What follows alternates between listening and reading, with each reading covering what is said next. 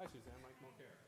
We met a couple of years ago when you were campaigning. Yeah, yeah. I worked with Families for Active Parks in Kenmore. Right. Yeah. Yeah. I Well, welcome to remember. the commission. Thank you. Great to have you. Thanks so much. Forward to working with you.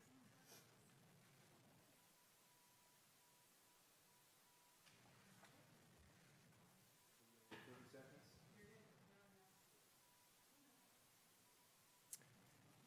Skip the agenda. Okay, it being slightly after 7 o'clock, we'll open this meeting of the Kenmore Planning Commission. Our first item of business is introduction of new commissioners. Lori and Debbie, or how do we want to do this?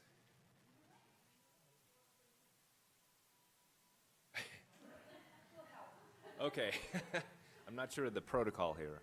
We have two new commissioners, Suzanne Greathouse and Nathan Lutzis. So, Great. So, as you know, the City Council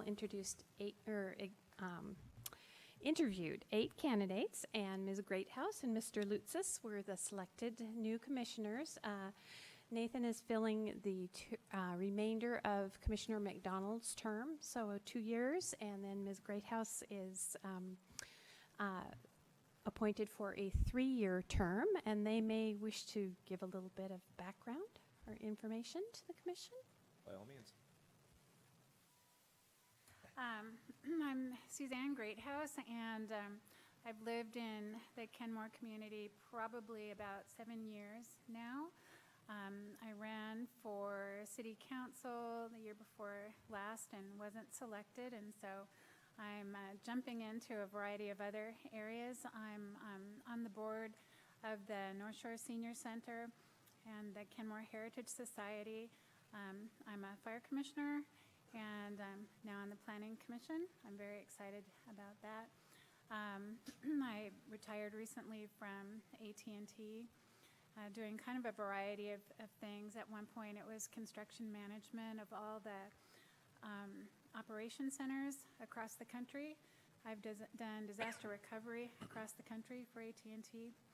And I am also in business with my brother, and what we do is performance enhancing processes and activities for athletes. Wow, that's quite a great background. Well, welcome. Thank you. My name is Nathan Lutzis. I'm a junior at Inglemoor High School. I've lived in Kenmore all 16 years of my life. I'm very involved up in Kenmore through student government as the executive treasurer and in the music program in their jazz bands and as the junior drum major. I'm also involved with the county as a sergeant for the King County Sheriff's Explorers, and I'm looking to help out my community more, and so I'm excited to be selected for the Planning Commission. Great. Well, welcome to both of you. Glad to have you. So our next item of business looks to be a photograph. Do I have that correct? Okay. You do have that correct, so we'd like to update the photograph. So if you wouldn't mind kind of heading over to the chairs, and we'll try with 3 seated and 4 standing is how it seemed to work. So if you do that, and we'll get the photograph, and then we'll update the web page.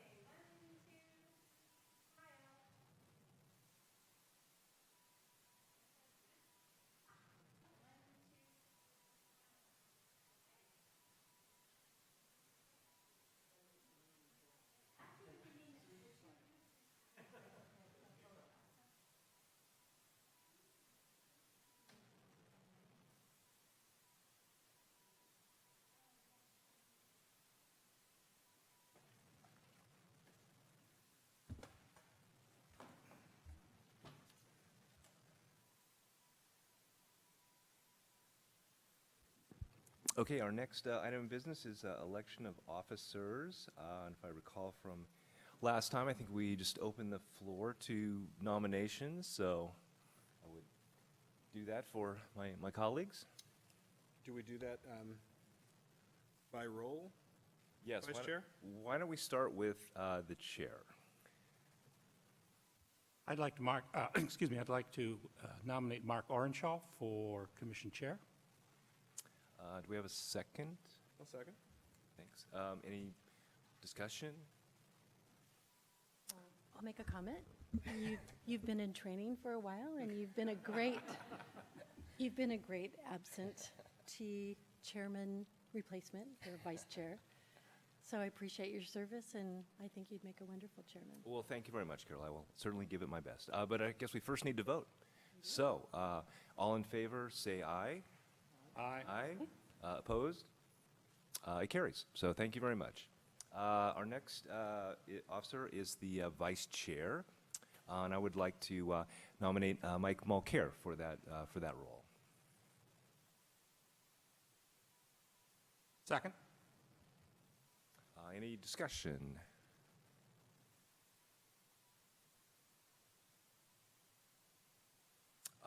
Let's have a vote. All in favor, say aye. Aye. Aye. Aye. Any opposed? I recuse. Let the record show Mike recused. I believe you can vote for yourself. I hope you can. Okay. Okay. Well, thank you very much, everybody. We'll certainly give it our best effort to keep the thank good traditions of the commission moving forward. And again, a special welcome to our two new commissioners. We're really glad to have both of you. The next item is citizen comments.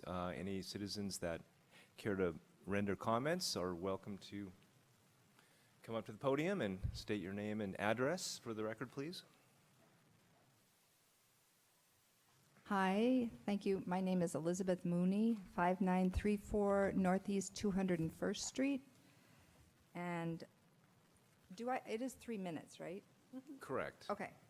So just as a quick background, because I want to say hi to all of you, I was 7 years ago on the Shoreline Master Plan Citizens Committee, and very proud that I was able to participate in the Shoreline Master Plan, and proud that I'm a Kenmore citizen, care about the environment, the streams, have a master's in fisheries over at University of Washington, and am a mother of 4 and grandmother of 2, and care about what this becomes as we go forward. So I'd like you all to think that I care about what it looks like in 100 years also. I know you're planning for the future.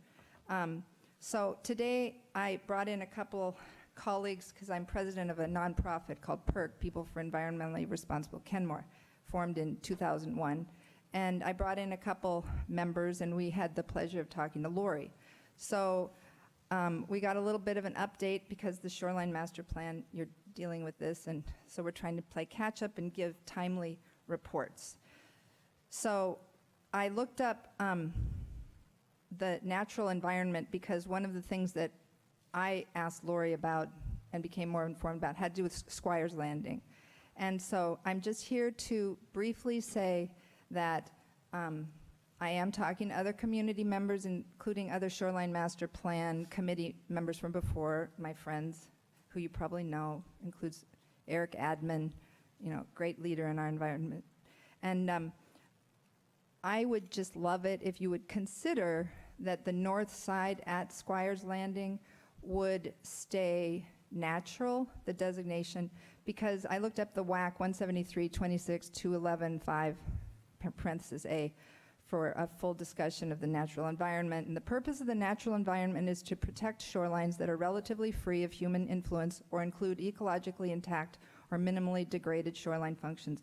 Only low-intensity uses should be allowed, and local governments should include restoration planning for the degraded shorelines. And it goes on, and I'm not trying to imply that you aren't thinking about this.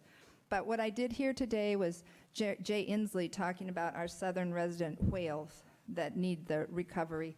And I thought, what does Kenmore have that they could cobble together with Bothell, who now has the former golf course up there, protecting the Sammamish River. Obviously, our people would love to help with education. And if we could keep what we have, which is rare, which is the Squires Landing natural environment, we might be able to work within our state, with Inslee, with the Southern Resident Orca Whale Recovery Task Force, with ecotourism, and preserve that rare habitat that once you lose, you can't get back. Anyway, I'm going to just keep within this short time frame, but to whatever extent we can help, we'd like to, and we'll be back and look forward to having coffee or talking about this if possible. Thank you. Thank you, Elizabeth. Thank you, Elizabeth. I don't see any other citizens here to comment. So our next business item is approval of the minutes. Why don't we start with the December 4th, 2018 minutes? I make a motion to approve the minutes. Motion and second. Any discussion on that motion? All in favor, say aye. Aye. Opposed? Minutes pass unanimously for December 4th. Now we'll go to December 18th. Same drill. I motion that they be admitted. Okay, we have a motion and second on the December 18th minutes. Any discussion? Nope, not about this section. Okay. All in favor, say aye. Aye. Opposed? Minutes of December 18th pass unanimously. So that brings us to the agenda item for critical areas and shoreline master program amendments memo. So welcome the city staff and consultants to join us and take it away. Yes. So Laurie and Amy are joining me here at the table, and this is continuing the discussion of critical areas and shoreline master program amendments. We did meet briefly with Suzanne and Nathan to kind of give them an overview of this work program item, to give them some context and background, and they kind of understand that they're jumping into this sort of as we're 3/4 of the way through this work program item. So I know we haven't met in a while, so hopefully you know where we left off, but if not, I know that Amy and Laurie are here to sort of give you an update of where we are and where we're trying to get to this evening. Good evening. For Suzanne and Nathan, this is Amy Sumi with Shannon and Wilson, and Shannon and Wilson is our consultant. Amy is a scientist who's helping us and managing the consultant side of the project for us. So she's been at all of these meetings and will continue to help us through the process. Tonight's agenda focuses on two things. The first is to review some follow-up information. So you all have seen the full package of amendments, the shoreline sub-element, and then all the regulations related to the shoreline and to the city's critical areas. Last month, we introduced our first set of, okay, now we've heard from a bunch of people and we're going to recommend some adjustments. This is the second memo where we're doing that, and we anticipate having the same format for your meeting on the 29th. You remember that we moved your second meeting to the last week of the month. So we're going to go over that, and then the second part of the agenda is to consider changes to the shoreline designations, the shoreline environment designations. And so Amy has information there. There's a big copy of the map, and then at each of your places was an 11 by 17 copy of the map. And Amy is going to review all of the proposed changes and talk a little bit about the rationale for each, and you'll look at that. So again, the first thing we're going to discuss is this set of recommended changes from what you've seen in the past. And I highlighted, I think there are three things that I really wanted to call to your attention. Certainly the most significant is the creation of a new shoreline designation. That's very significant. And we're calling it Swamp Creek Commercial.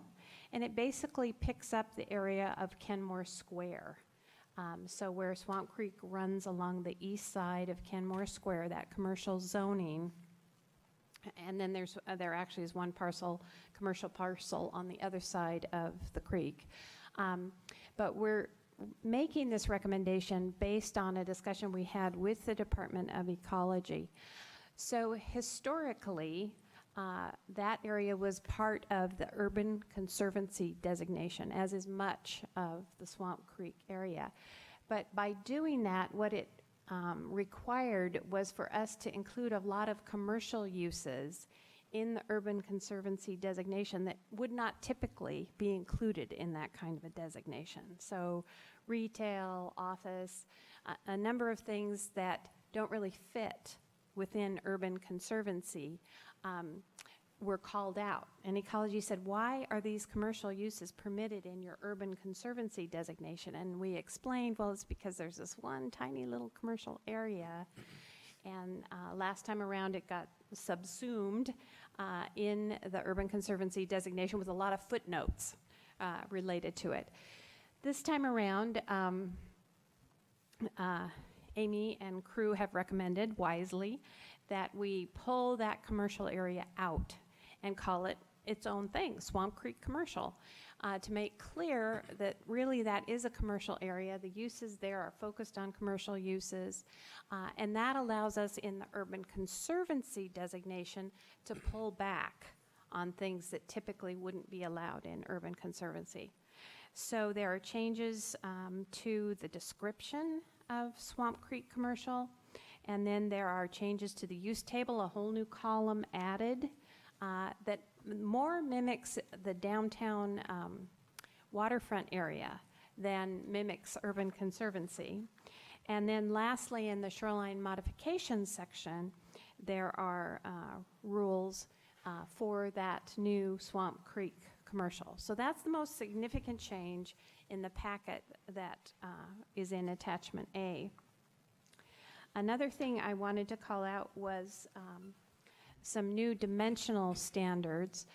Many of the changes are sort of wordsmithing or adding information in as requested by Ecology. But this new dimensional standard is one where Ecology had said, you say you can have residential foot ramps, stairs, paths to a dock, but you don't say how wide it is. Like, could it be 20 feet wide or so we have come back with a recommendation that the notion is you're providing pedestrian access, not vehicular access, and that therefore a width of 5 feet should be adequate for this path to the dock, pier, boat launch, or beach. So that was a significant one I wanted to call out. And then the last sort of physical change had to do with light transmission through grading on a water access structure. So if on a dock, you want to add grading so that light can penetrate through. And we had previously just said it shall be graded to allow for light transmission. Ecology asked us to define that a little more carefully. So we've added new language that talks about the material that has at least 40% open space. So that defines what we would mean by grading to allow for light transmission. So those were the three I wanted to highlight. There are obviously many here, and you may well have questions. So as in the past, we'd recommend that you go through by exception, but if you want to go through all of them, we're ready to do that. So your choice. Is there any preference amongst the commission to, why don't we explain what you mean by exception for Nathan and Suzanne particularly? Okay, yeah, good point. So when we review something by exception, it means that we don't go through sort of word by word in sequential order. Presumably everyone has read the materials, and so what we do is call out specific things for discussion. It may end up being the whole thing, but more typically there are certain issues that rise to the top, and then those are discussed rather than every issue. So if you have something you're concerned about, feel free to bring up anything, but it's just meaning that staff won't go through and talk about every single one unless the commission wishes to do so. That sound all right with everybody, that approach? Okay, so we'll open it to our colleagues here to ask questions or raise thoughts. Commissioner Vanderline. Under attachment 1, page 6, looking at the side-by-sides here, and I do like the new designations. And I note that in every case except 1, the Swan Creek Commercial has the same designation, downtown Waterfront, except retail sales bulk. In fact, the only place in the city that retail sales bulk would be allowed would be in this zone. Just would like some information and education on why we would do that. Well, if you look on, page 6, so in Swamp Creek Commercial, we're saying that retail sales bulk should be a permitted use with the standards. Downtown Waterfront, it's not permitted, and you're right, it's because of the zoning. It's bulk retail is not permitted in the downtown waterfront area. So I'm not sure. We had a long discussion about retail sales Correct. downtown, so I'm wondering why it's permitted Swamp Creek Commercial. in Creek, where we seem to have made the decision, policy decision, not to allow them there. Well, that's why we're allowing it there. That's why we're saying in that Swamp Creek Commercial shoreline, retail sales bulk would be a permitted use.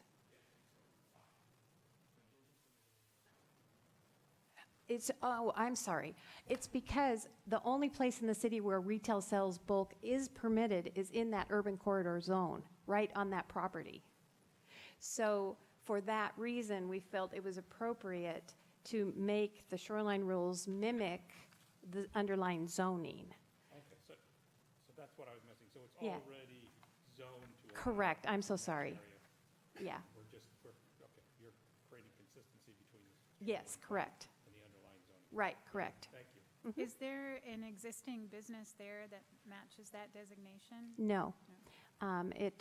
When the city did a review of the zoning along SR 522, I think it was 2 or 3 years ago, the only place in the whole city that the Planning Commission and then council were willing to consider retail sales bulk, and what that would be like a large Fred Meyer or something like that, was in that Kenmore Square area.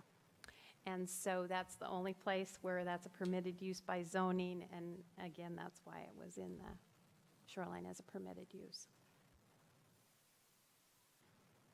Well, I just want to follow up on Commissioner Vanderline's question there. I also noticed, I guess it's on the following page, standalone parking was another distinction between the Swamp Creek Commercial and Downtown Waterfront. I think, virtually all the others were identical. So standalone parking would not be allowed in this zone, and I guess it is a conditional use. And I do vaguely remember that discussion when we were doing the regional business zone. Right. And I think that's consistent with my recollection, but just wanted to see if you could Right. elaborate So, on the standalone parking element of that. unfortunately, I didn't include all the footnotes, but I believe that footnote 13 that's related to conditional use talks about parking related to commuter parking, like it would be parking for a ferry terminal or something like that in the downtown waterfront area, as opposed to Swamp Creek Commercial, where there's no need for standalone parking. And just to clarify, standalone parking is not the parking that's associated with a business. That's not the same thing. Standalone parking is like a pay lot, a diamond lot, or like a park and ride that's not associated with anything else. It's just a parking on its own. There's no use associated with it. So again, for downtown waterfront, it was for commuter parking, thinking forward to a potential ferry terminal there, and that same standard didn't seem to apply in the Swamp Creek commercial area. Okay. Other thoughts or questions on any part of this this attachment?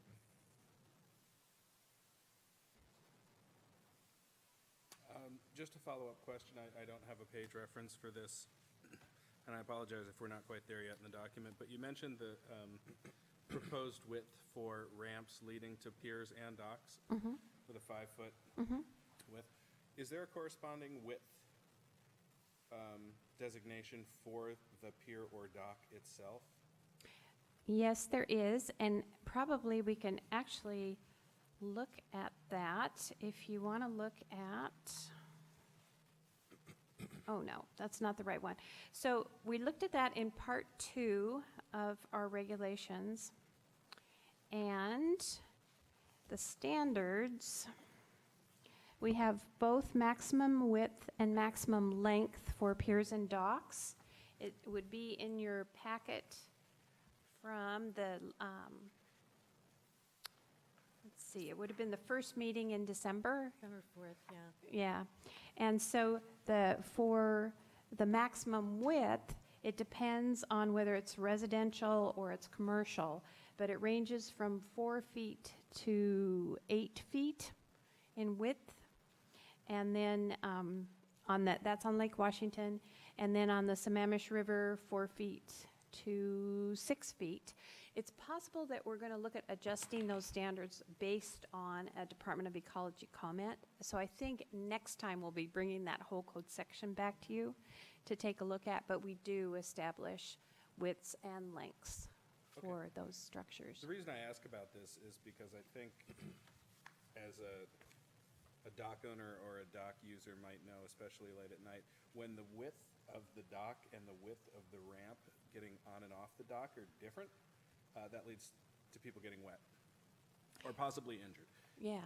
So the ramp is not covered by this standard. Is there a ramp width here? There is. Does my comment make sense that if the ramp leading to the dock is either narrower or wider, in that transition, There can be a problem. there can be, So let us take a look at that, since we're tackling that again in response to an ecology comment, and we'll try to look at consistency there if the Yeah, maybe commission even, agrees. not to exceed language, not to exceed the width of the, I think optimally, it doesn't always make sense to mandate that they be the same, but. Right. Yeah, I think not to exceed or, So the ramp and the walkway should not exceed the width of the, generally, yeah. okay. I've seen smaller ramps in width than the dock to which they lead, and I think people maybe are a little bit more expectant of that, but when it's the opposite, I think it can, I think that the regulations are that way, the narrower ramp leading to a wider dock. And part of that's for protection of salmonids and those sorts of things which are migrating along the near shore. And so less cover in the very closest area to shore is critically important. So, but we'll verify that and make sure that's true throughout. And I feel like we've had this conversation before, but were there ADA considerations when we defined the widths for both ramps and docks? There aren't in the actual regulations themselves, but there's a separate section in the regulations that talks about ADA and modifications to the standards for ADA. This is another section that actually was called out by another staff person who said there are other federal guidelines beyond ADA that deal with accessibility. So we're going to be looking at whether we need to broaden that language a little bit to reference either other code sections or just generally federal guidelines for accessibility. And that section allows variances to the standards in the chapter. And I'm going to do my best over the next couple of meetings to not use acronyms for people that haven't heard this before, so, okay. Thank you Yeah. for the reminder. Right, that's right. We have our own little secret language here. Well, if you guys want to, I have a handful of things, and certainly welcome others to add others as we get further. First, on the first page of the attachment under shoreline sub-element, first is a definitional one. It says designation criteria, which is the second bold-faced line there. It talks about high-intensity and high-density residential uses. Are those defined somewhere? What constitutes high intensity or high density? Is that a term that has specific definition? I think those are terms straight from the state guidelines, and, yeah. Yeah, and so high-intensity commercial, I'm sure the same language is in place in the downtown waterfront. So basically, it's just saying that the commercial development is more high-intensity than other kinds of development. As far as high density goes, we did look specifically at that, because in that area, there's a lot of multifamily zoning, and we wanted to be sure we weren't somehow implying that those multifamily areas should be sucked into Swamp Creek Commercial. But the levels of density are very different between that underlying urban corridor zoning and the multifamily. So it is a substantially higher density than the surrounding multifamily. So we were comfortable with high-density residential, sort of as a generic term. Okay, so there won't be any problems at some future point with that kind of language then? No, shouldn't the be? only way it would ever come up would be if someone were proposing a redesignation of the shoreline. And to do that, there's a whole process for proposing a redesignation. And certainly, we would be looking at knowing that it was applied to urban corridor underlying zoning. If somebody were to propose, I don't know where else they would propose that, but I don't think it would be an issue. I can't imagine that it would come up. Can you think of a scenario? The next one was down at the very bottom of that page, at least on my sheet, LU-17.6.5, and it talks about new development should include environmental cleanup with restoration to comply with relevant state and federal law. And I wonder if you could maybe clarify what that means in terms of, I guess, a developer's responsibility for cleanup. Is it only triggered by some relevant state or federal law? Does it go beyond the developer's specific property? I just have some questions about how that would be applied, that particular cleanup, because that can obviously be a big, a big deal, environmental cleanup. So This is another policy that comes straight out of the WAC or the Washington Administrative Code proposed or draft criteria for high-intensity uses. And my thought is, and they don't provide definitions for these particular terms, but just from the context and other sections of the guidelines, that it's really about sort of the hazardous waste remediation type cleanup as opposed to litter and those sorts of things. So a new development would potentially trigger analysis of potential presence of hazardous materials on the site through SEPA, and then maybe there's the Model Toxics Control Act could be triggered by some activity, and I'm not too familiar with the details of those particular laws, but that's sort of the origin of this particular policy, is to address those hazardous sort of brownfields or sites that require remediation more. would that information, happen as a matter of course with pretty much any development within the shoreline I think it plan? I mean, would that be identified and? Yeah. I think that would come out through a good SEPA process and some of the other site investigations that would be required for a new development in the city. I think those things would be revealed. Then it says should include, so is this, it sounds like there's some latitude there in how it might be applied? So these are the policies, and policies we typically use should rather than shall. The regulations are the shalls. And so I actually raised this question myself about this particular policy because I do think it's unclear and it's not. And so I'm going to turn to Amy and ask is there any way we can reference that this has to do with hazardous materials?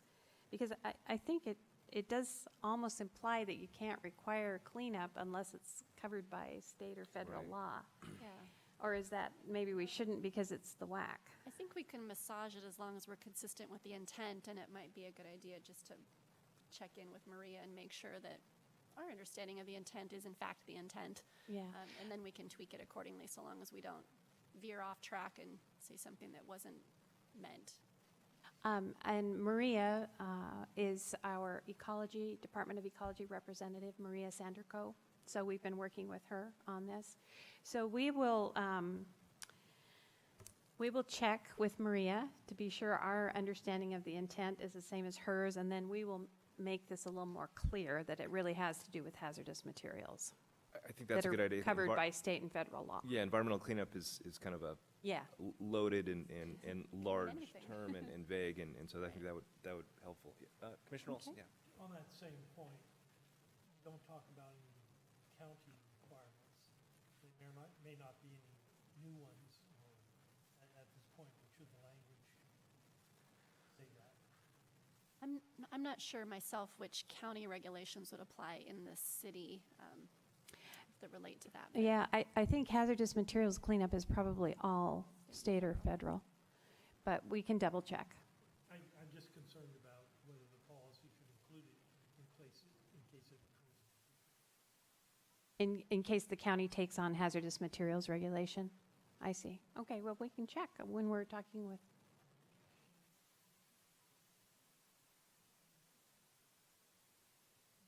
We'll find out. Yeah, that's a good point to raise. I had one other on page, second page there, number 2, page 2 of the attachment, add policy LU-16.1.1. And it talks about the public interest in the use and enjoyment of shorelines of statewide significance in the city of Kenmore shall be paramount. And again, to your point, Lori, it's a policy, and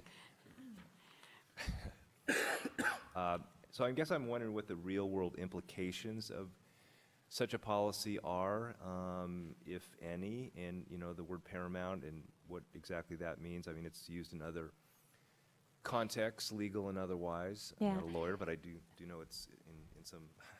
So this particular policy has a really interesting history. It exists currently in the Shoreline Master Program. And we recommended that it be taken out because it had been raised by a staff person that, in fact, this policy conflicts with the following policy that lists the priorities on the shoreline. And the first priority is not public interest or public access. So we thought, okay, since somebody's raised it, they do conflict, so we'll take this one out. Then we met with Department of Ecology, and they said, both policies are from state guidance. You have to have both of them in. And we said, well, they conflict. And they said, well, sorry, but that's the way it is. So we're putting it back in, even though it already is in. And in terms of what it means is that there is a focus in our regulations on public access to the shoreline as well as environmental protection. It's that balancing in the Shoreline Master Program. So it's not new language that's going to result in something unexpected. It just says that public access to the water is an important component of our shoreline regulations. You'd probably really only run into this in a situation where you're pursuing a conditional use permit or something else that's a little bit more discretionary. And then in addition to consistency with the regulations you'd have to show, you'd also need to demonstrate you're consistent with the policies. And that's where a project that looks good maybe and seems consistent with the regulations, but maybe flies in the face of public interest or something might sort of fall by the wayside, and then the project could potentially be denied if it were in fact in opposition to that particular policy. I guess I'm not clear. Does the policy take precedence over the regulations or vice versa? Or I'm sorry, I'm not. Yeah, It's so not the clear. policies are part of the comprehensive plan. And as you know, the comprehensive plan sets out our long-term vision for the community. The shoreline sub-element says here generally is where we hope to head with our treatment of our shorelines. The regulations are where the rubber meets the road. Those are the rules that must be consistent with the comprehensive plan, but do not mimic them entirely.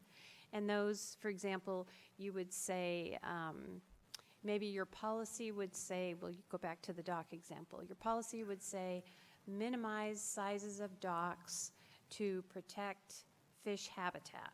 That might be a policy. But then when you got into the regulations, it would say docks should be this wide, and they should be this long, and they should be graded. So you really get to a more refined level of control because you're putting regulations on property at that point through the regulations. So you can have a policy like this, that the public interest in the use and enjoyment of the shorelines is paramount. And then when you go into the regulations, presumably your regulations aren't saying nobody should be able to get to the shoreline. Private property rights are more important than requiring someone to put in a public access point, that kind of thing. You can't conflict between the policy and the regulations. So, for example, in subdivisions, we require, if you're in a subdivision on the shoreline, we require public access. That's something you have to provide as part of your subdivision. That is a regulation that directly implements this policy.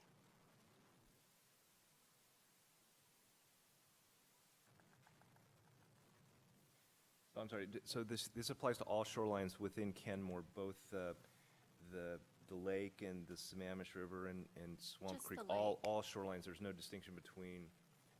It's just the lake, There's shorelines of statewide significance, Yeah. right? Is that right? that- That's just Lake Washington is a shoreline of statewide significance. just Lake Washington? Yeah, Okay. based on its size. The Sammamish River and Swamp Creek don't have sufficient flow to meet the test for a shoreline of statewide significance.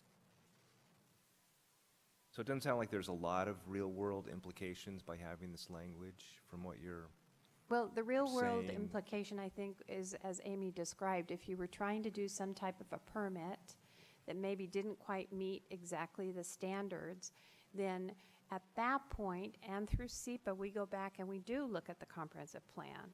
So if your proposal somehow was so egregious in terms of supporting this policy, then that would be grounds for a potential denial of your project.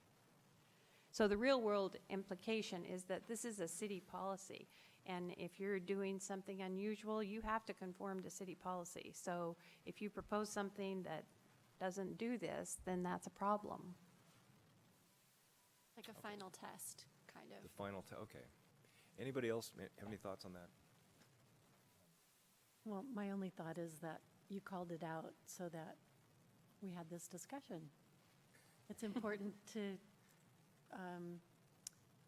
be aware of the process that goes on, because we have the discussion and then staff works on things when we're not with them, but then they get recommendations from the people above them in a way, what the regulations are. So it makes sense that you would need to put that in there, but it does require some explanation. Not very much, but, we get it. I personally agree with the idea that's expressed here, so, but I could see some others, having a different opinion, and I guess it comes out as it comes out in any development permitting processes, so, okay, that's all I had. Nathan? Lori, I had a clarifying question on 16.10.205, the floating on water residence. It said that staff says that this is not feasible. And are there other regulations within city codes that say that this is not feasible or clarify that this isn't possible? I'm sorry, what was the reference again, Nathan? I'm sorry. It's on page 18 of the attachment. Okay. 16.10.205. Right, so tell me your question again. And then, It says on the under staff response that floating on water residence isn't feasible or isn't possible at all. Are there any codes that state that for the public? yes, and we want to distinguish here, ecology has these different levels of description. So floating on water residences are different from floating homes. And the distinction is that floating on water residences are existing, and they've been existing since, was it the 1980s? July 1st, 2014. Okay. So we know that there aren't any because there aren't any in Kenmore. So there are no floating on-water residences and can never be floating residences. Okay. And this definition does come from the state. That Okay. actually comes from the state. That's a state definition. I don't have the site right here, but we certainly could get the site for you. I was just curious why this definition was omitted Right. for potential future reference if somebody wanted to establish a floating residence. And I was just wondering if there were other city codes that stated that it's not possible to do this. So then, if you look down in the next section, 1650.030, under V9, what we've said there is that new overwater residences, including floating homes, that's also a defined term, but it doesn't have that July 1st, 2014 tie, are prohibited except for liveaboards. And liveaboards are boats that are actually used as primary residences. Okay. So basically what this set of rules says is that you cannot do a floating home in Kenmore. Okay. Thank you. So they won't be filming Sleepless in Kenmore. They will not. Too bad. Any other thoughts from our colleagues on any other exceptions or any other issues on this section?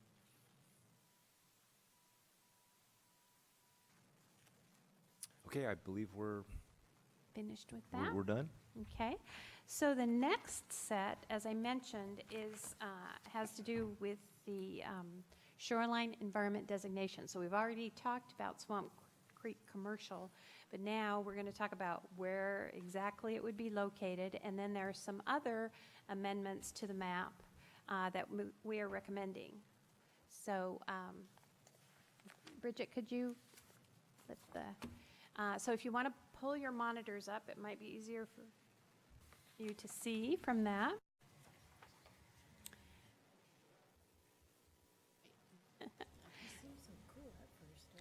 And then there's a big map over here, which is hard to see, but we could pull it forward, and then you all have small versions at your place.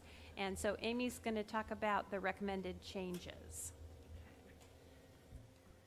So I thought we could just sort of march east to west, and I'll just sort of pick things up as we go across. And so on your screens, if Google Earth is popping up and hopefully it's clear enough, I'll sort of be toggling back and forth between what the existing designation and jurisdiction is and then show you what the change is. Just make it nice and easy. So right now we're looking at the very east end of the Sammamish River, right where it abuts Bothell. And at this very southeast corner there, there was a little section that was considered urban conservancy, even though it has been and is and will remain in the future shoreline residential. So I think that was a pretty simple, straightforward cleanup. We got rid of urban conservancy and made it shoreline residential, consistent with its existing use and zoning and so on and so forth. So that's the first change.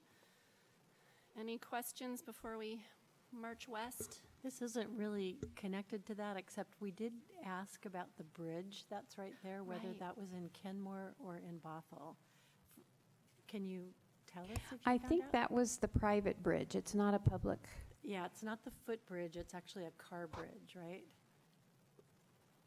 The one where the hand is right now? That is a Yeah. vehicle bridge, correct? I don't know.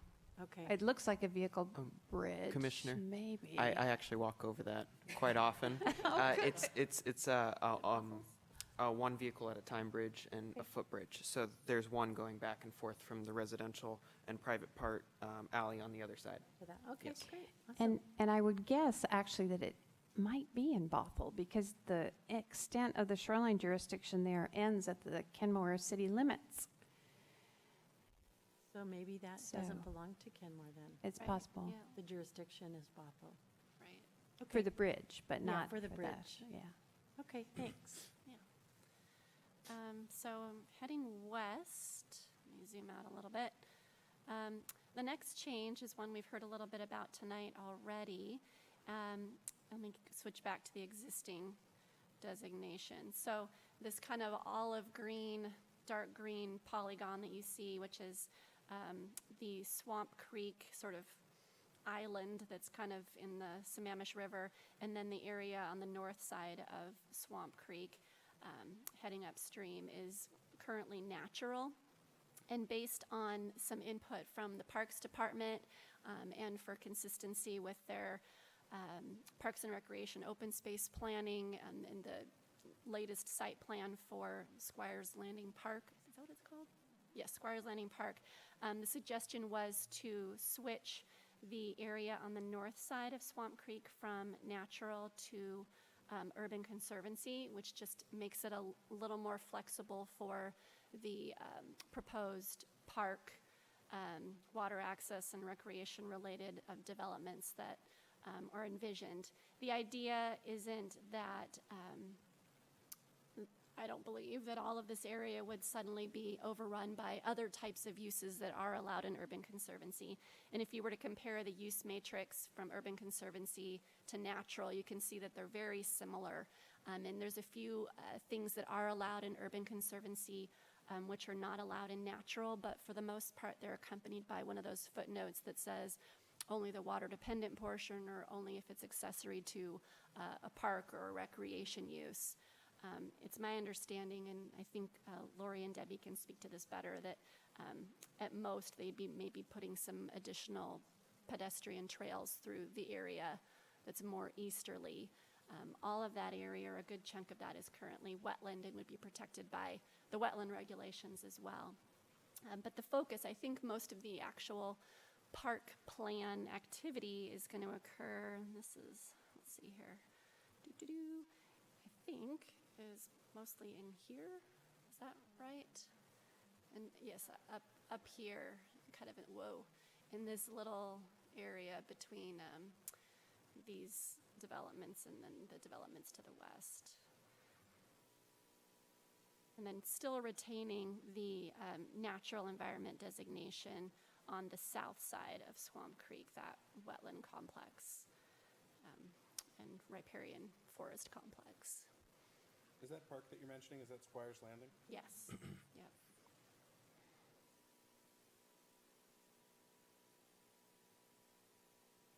What do you mean like the smaller urban potential?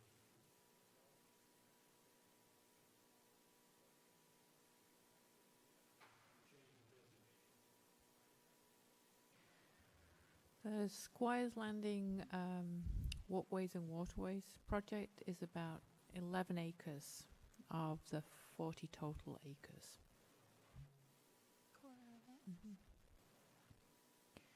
And that's right now where the access to the water is sort of proposed, so it would be putting improvements in there that support those activities. So new boarding docks, for example, for kayaks and so forth in the lagoon area there, a parking area which would be outside the critical areas but close to 175th, a restroom, boardwalk, those kind of activities.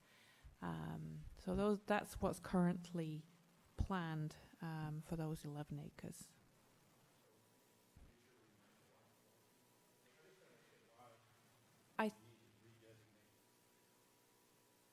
I think in the future right now, I think, the intent we would want to at least make sure that there was the opportunity to allow things like walkways and boardwalks to again support that access to the water, whether it's touching it or viewing it. And likely, if there were things like that, would be on that north side. And probably less impact on the peninsula. With the walkways and waterways, there is a crossing proposed to get to the peninsula with one, I think, viewing area proposed over there, but that's right now as much as we're proposing on the peninsula side.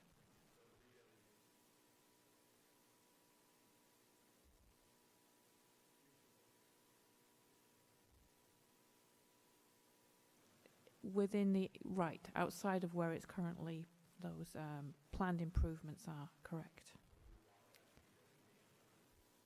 It would give a little bit more flexibility. So, and that was Parks, Parks thought. Would those still be subject to some kind of, review or permitting process, the trail and the? Oh, yeah, yes. So in other words, this designation by itself wouldn't Right. yeah. guarantee that they'll happen if. No, they would still need to comply with the critical areas regulations, all the requirements for mitigation, sequencing, avoiding and minimizing and, mitigating for any adverse impacts. There'd still be the buffers required off of Swamp Creek and as well as off of the wetlands themselves. So there's a kind of a number of layers of protection besides just the designation that I think, plus the zoning is quite limiting, I imagine, in that area as well.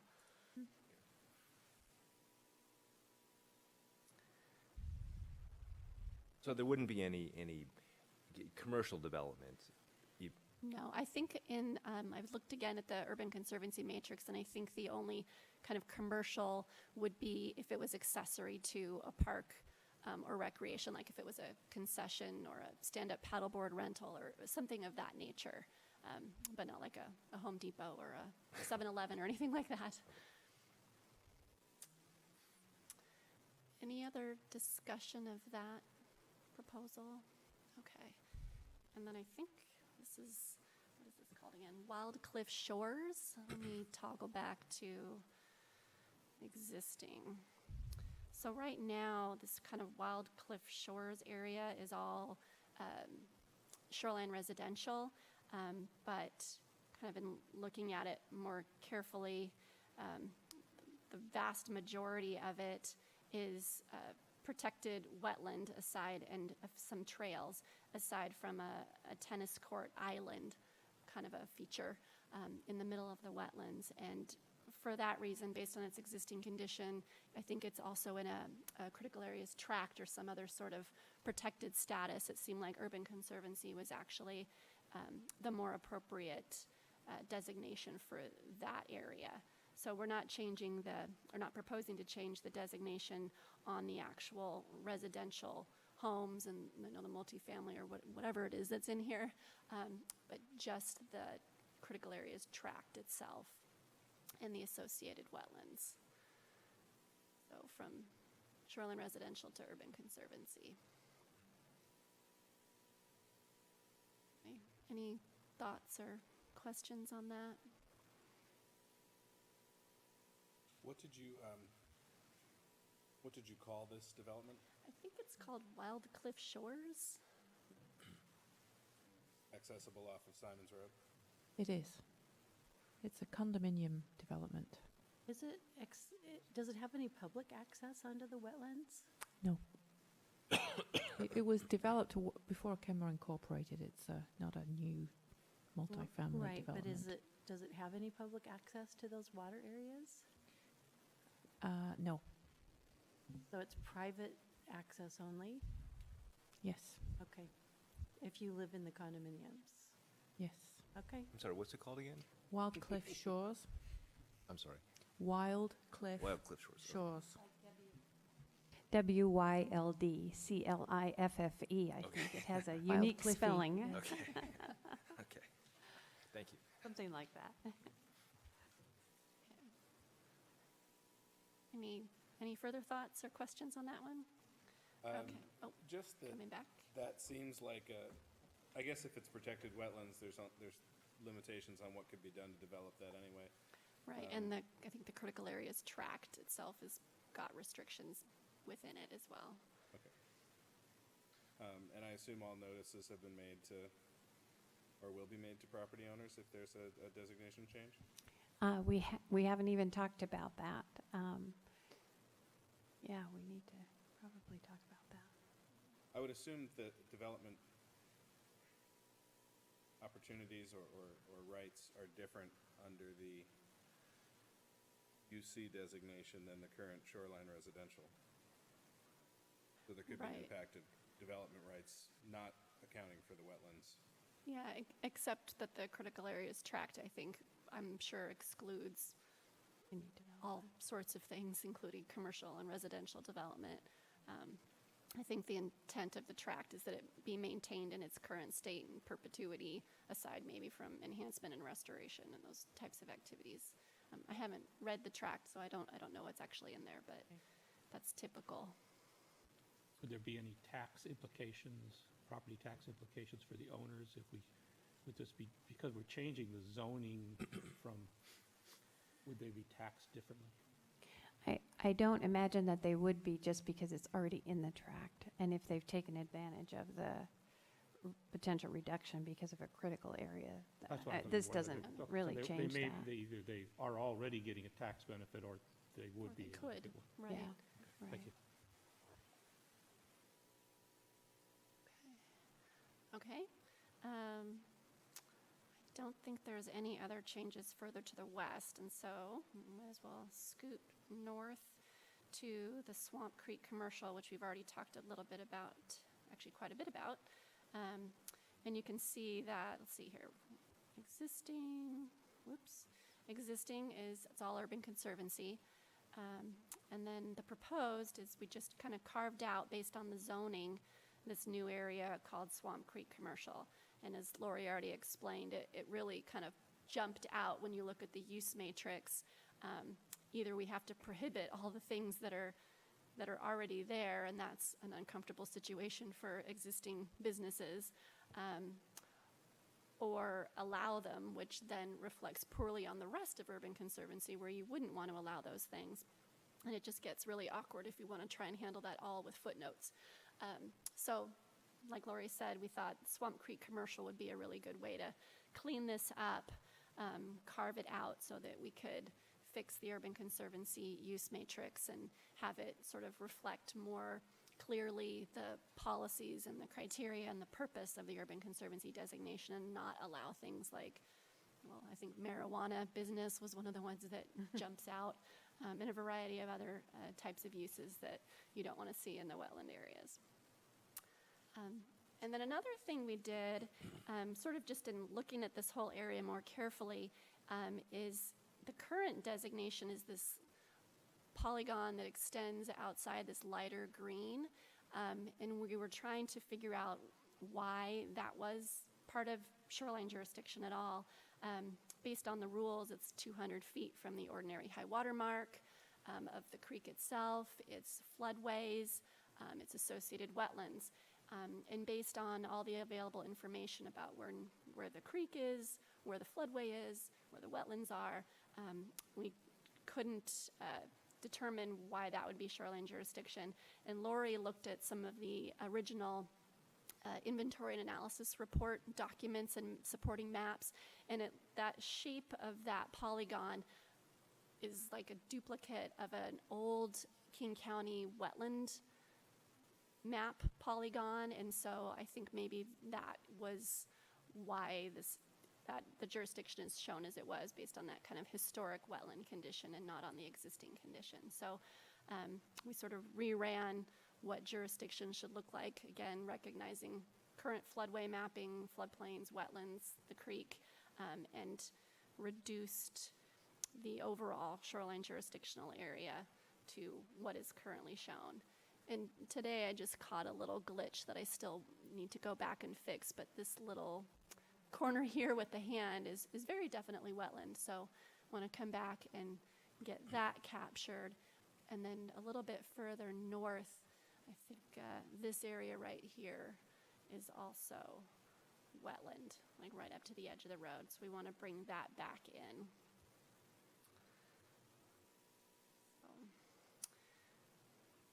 Any sort of thoughts on changes to jurisdiction in that area, and then Swamp Creek Commercial? Can you help orient me a little bit on the Swamp Creek Commercial, the buildings underneath the brown? Is Right, that so, grocery outlet and, right, this, right there is the grocery outlet, okay. et cetera. And then the big building right there is the bowling alley. And the new education, the primary school is there too? It's there somewhere. I don't honestly know exactly where it is. It's what's being developed in this picture. Yeah, oh, over Back there, there, yeah. Okay. And then the Starbucks is the standalone building right there, and then the bank and the restaurant over to the east. Behind the, Bowling alley. Yeah. And then there's that one little building, one parcel. Right, there's one tiny little parcel right there. I think that's the gas station. And the reason that's included and not the adjoining business is that it's within the 200 feet. Right, yeah, I would assume so. Yeah, it's just 200-foot radius off of the And also stream. has that same urban corridor zoning. So I asked the question, I think, at an earlier meeting on something not related to this, but this looks like it abuts 522, and would there be any effect on potential, 522 expansion with this, zoning, new zoning designation? Yeah, no, the shoreline just addresses, it's not the same as the zoning. It's a separate overlay that you would look at, and we're not making a change to 522 in that area. The 522 is still covered by the, strangely, the Urban Conservancy. But there are rules about highway and street, new highways and streets. And then if 522, if something were happening with 522, it would be considered an expansion to an existing right-of-way, more likely handled through the critical area rules than through the shoreline. Okay, so this wouldn't add any new twists? This redesignation? This particular No. redesignation? Okay, No. thanks.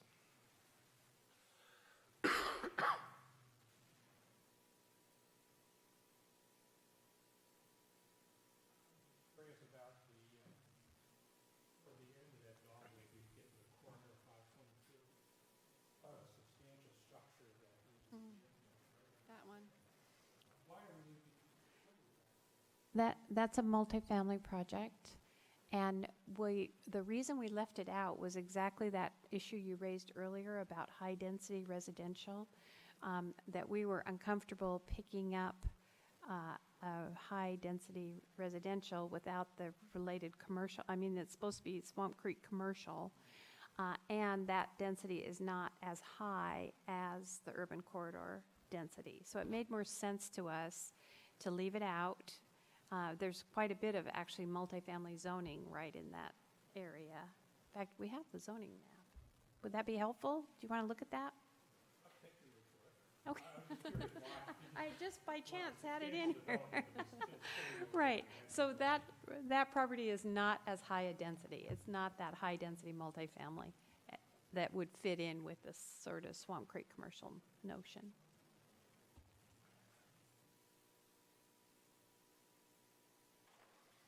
Any other thoughts from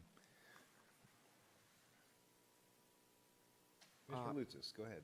I would just like to make a comment. I do think it is necessary to update these maps because from what you've said, it goes over the old King County ones, and they're clearly outdated. And I think that updating it is very beneficial and necessary for the most accurate readings and implications for what we're doing here.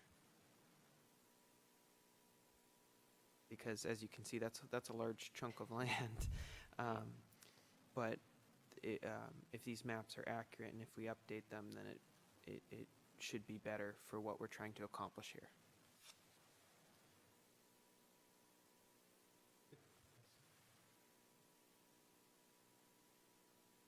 I guess we're out of comments. Okay. Do we have, there was one more? Uh-huh, I think. I have 190th. 192nd. It was natural and then it went to urban conservancy. This guy right here. Yeah. That's another glitch I think that we want to correct is that and actually this is a good discussion right now. So the existing designations have this parcel right here called out as natural. And I think just when we were correcting and making those other modifications, it lost the natural and became urban conservancy. But I was curious, and we haven't talked about this yet, but what the history was there, and if there's, I think it's city-owned, But there's a number of other city-owned as well. I don't know if you have a history of that strange parcel. Like, The city does own several parcels along 73rd Avenue in the Swamp Creek Basin that were acquired for open space purposes over the years, and I think that's one of them. yeah. And I looked at IMAP just to see some other ownership things, and it looks like there's a few around it that are also City of Kenmore Right. owned, but they weren't designated natural, at least in the last round. I think for this one, we need to do some more research. We need to figure out why that was designated natural. If there's a good reason, it should stay natural. If we can't figure out a reason, then it would be more consistent, I think, to leave it as urban conservancy, but we'll look more closely at that one. Could possibly be, there were some, going back in my memory, we had some discussions about Swamp Creek some time ago, and there were some areas where there was extreme flooding. And I think in our discussions, we looked at that and said, I think maybe some of those parcels may have been purchased where the city bought out Right. folks over there. Right, So we may right. have looked at that and said, well, okay, but you can't build on it. So we'll make it that designation, but whether that still makes sense to be natural versus urban conservancy is another question. I guess I'm supporting your idea of doing some further research I think we on just that. need to kind Before of we figure move out is forward, that is why that that particular parcel is called out as natural when nothing surrounding it is. And if you look at the, you know, the underlying map, it doesn't look really any different than any of the surrounding properties. So, you know, I think it would. We just need to do some more research so that we're not guessing and we can kind of give you that background. But I think unless there is a really good reason why it's natural, then I think our recommendation would be to make it urban conservancy consistent with the surrounding properties. Do you think you could come back with that information? Yes, Okay. yes. So likewise, there's a small piece that's listed as shoreline residential. Is there a specific reason that that's Right here. that designation versus urban conservancy? Because the creek goes under the road right there. I think, and we haven't proposed to change that, so that was and is still proposed shoreline residential just based on the existing development, the existing character and use of the property. I think that's the size of it. Change the designation. Just based on the existing condition, I think, is when they decided to carve that out and make it shoreline residential.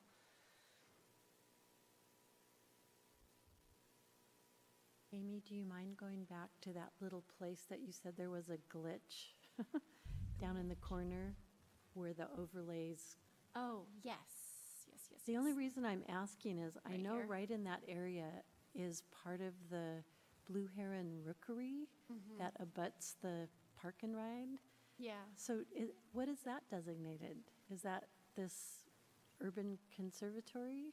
Yeah, it looks like the whole complex, at least right now, is urban conservancy. So that little place where you just moved the cursor hand, is that supposed to be green?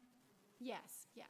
So But not all the way to 73rd? no, Okay. just the wetland, and you can see pretty. I mean, You even can kind of just tell where it is. Yeah, even just if you take Google Earth and do the street view and Yeah. drive yourself in there, it's like, yep, that's the wetland. I right just don't want there. the rookery to be exposed to anything that, it should be in that conservatory, really. Yeah. Yep. So we're gonna fix that. Again.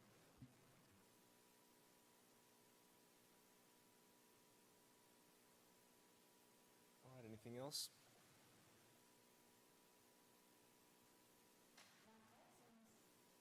Unless you had other questions? Any more questions? Laurie, perhaps you can just kind of go over next steps, sort of where we are in the process, just so that to give the commission some context of where we're going with this. Right. So at your next meeting, again, that's the one I mentioned on January 29th, that's a Tuesday, we'll be coming back with a third set of proposed changes. And So those changes are more lengthy than this time, although maybe not quite as complicated. And so we'll be making some revised recommendations related to that.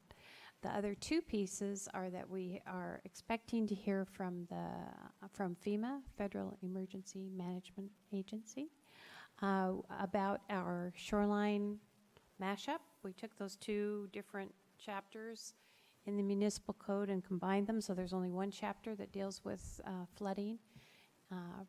And so FEMA is reviewing that because they manage the flood insurance program, and they have certain standards that our rules must meet in order for our flood insurance program to be, for residents in Kenmore to be eligible for flood insurance. So we are expecting their comments. They had thought they'd have them to me last week, but I talked with the woman today, and I should be getting those comments tomorrow. So we'll be bringing those forward. Hopefully not significant changes, but I don't know. We'll find out. And then the other piece is that you recall that last fall we had the forum with the different agencies about the public agency utility exception. So then there was a document prepared related to best available science and the public agency utility exception. And then that document with some recommended code language went out to all those same agencies, and we are waiting to get their feedback on that. And then so that will be another piece that will come forward on the 29th. So those are the three pieces, and then again the potential follow-up from this meeting that we hope to bring forward.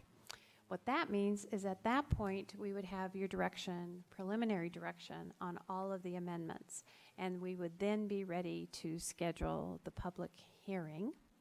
So if we have cleanup, we would do that on February 5th. We're going to talk about rescheduling your second meeting in February. Again, we run into a 3-day weekend. A potential problem there. So if we move that to the last week of February, we could hold the public hearing then, but it is a special meeting night. So I kind of go back and forth. And if you all have a perspective on that, whether you would rather hold the public hearing on your regular first meeting in March so that it's a regular meeting date. Obviously, we're going to be advertising it. There's no hiding of the meeting here. It's just not a regular meeting night. So if you have, first of all, I should find out whether you would have availability for that last meeting in February, and then we might discuss whether you would feel comfortable holding a public hearing that night, if we can finish up. What I hear you saying is that we would normally meet on the 19th, but because the 18th is a public holiday, the city council may choose to take our Tuesday, and then we would have a special meeting on the 25th, or excuse me, 26th. And it's possible that the council has already decided that they're not going to take that meeting, but the concern then is that it's that's winter break. Yes. So we were trying to avoid that. Which, if it was the 19th, so it'd be the 26th, whatever that next Tuesday is. The 26th. Yeah. I'd like to recommend that we move it to a regular meeting in March. Plan for the public hearing to be on the regular meeting date rather than a special meeting date. Okay. Does anyone else care? That sounds reasonable. No objection offhand, but how would that impact our work schedule? I think your work schedule will be fine. Ideally, you would have your final recommendation no later than the next meeting, which would put it in front of the council either at the very end of March or early in April, and that would give them time to review it and make their final recommendation. Remember that June 30 is our deadline. We hope to be finished sooner than that, but that is the deadline. Everybody else good with the, I guess, tentative March 5th date? And that shouldn't interfere with our short course planning meeting? No, that one is on the 16th. The 16th, okay, I Right. just wanted to make Now, sure. yeah, that's a good point. Nathan raises a good point because the 16th is the night we have the short course scheduled. So we might have to talk about a special meeting in March. If we hold the public hearing on the 5th, we don't want to have to wait till the first meeting in April to get your final recommendation. So we might talk about a special meeting in March, because you won't be able to do it the night of the short course. And what day is the short course? The 16th, isn't that That's a right? I Saturday. believe it's the 19th. It's probably the 19th. March 19th, a 19th. Tuesday? Yeah, 19th. Okay. third Tuesday, yeah. Well, then we might want to use the special meeting date to do the public hearing with those considerations. Yeah. When do you need a final? Well, first of all, Schedule. are people available that last week of February? Do we have a quorum? That's the first question. I'll be here. I'll be here. Okay, so it looks like Should be. we have quorum. enough Yeah. folks Yeah. to attend, so we could schedule it that night. And then again, the question is, if we hold it on the 29th, then you would have your first meeting in March to make your final recommendation. If we don't hold it on the 29th, we may or may not have an agenda for you at that meeting.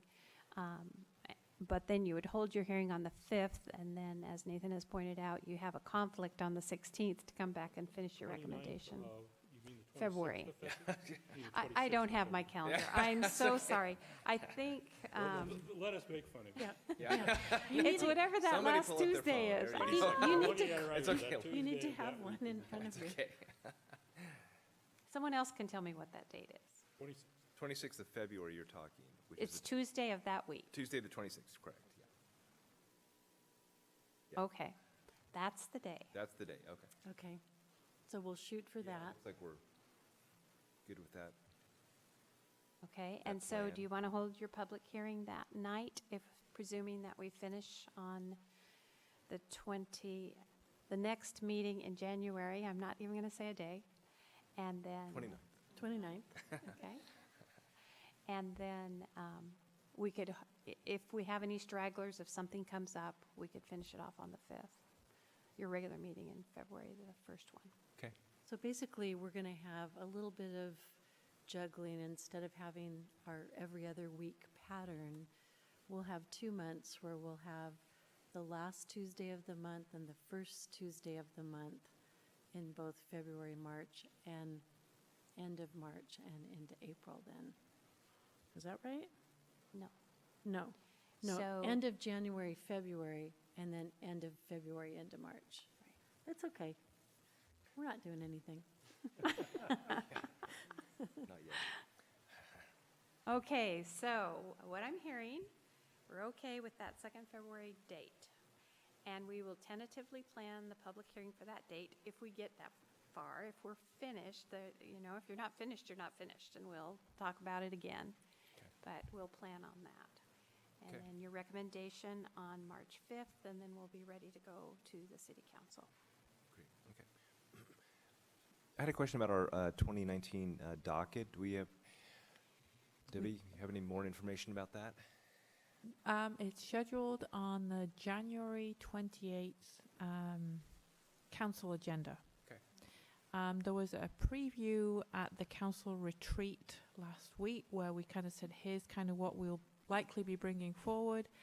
I didn't hear any kind of significant comments or don't do that, how about this? So my guess would be that the docket would be approved as recommended on the 28th.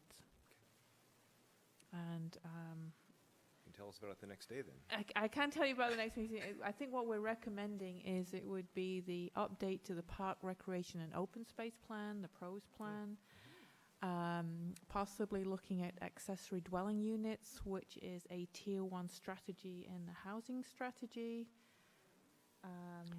Incentives to office development, which is from the economic development strategy. And then if we need any capital facilities plan amendments, remember we had to do that last year. I don't necessarily anticipate that, but we have it on there as a potential. Okay. Sounds like some interesting topics perhaps coming our way, so we'll look forward to an update then. So, anything else for the good of the order? Okay, thank you. This meeting is adjourned. Thank you.